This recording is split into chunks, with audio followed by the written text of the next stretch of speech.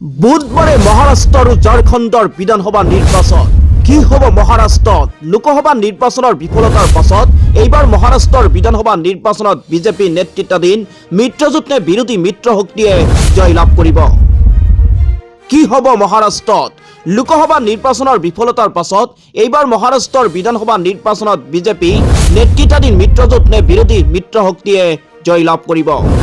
20 নৱেম্বৰ 2024 অনুষ্ঠিত হ'ব মহাৰাষ্ট্ৰৰ বিধানসভা নিৰ্বাচন পুৱা 7 বজাৰ পৰা সন্ধিয়া 6 বজালৈকে চলিব ভোট গ্ৰহণ ৰাজ্যখনত 288খন আসনৰ বাবে অনুষ্ঠিত হ'ব এই নিৰ্বাচন ইয়াৰে 29খন আসন অনুসূচিত জাতিৰ বাবে সংৰক্ষিত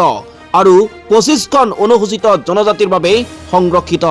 এই নিৰ্বাচনত মুঠ 4140 জন প্ৰাৰ্থীয়ে প্ৰতিদ্বন্দ্বিতা কৰিব এই নিৰ্বাচনত বিজেপিয়ে সৰ্বাধিক 148খন আসনত প্ৰতিদ্বন্দ্বিতা আগবঢ়াব তাৰ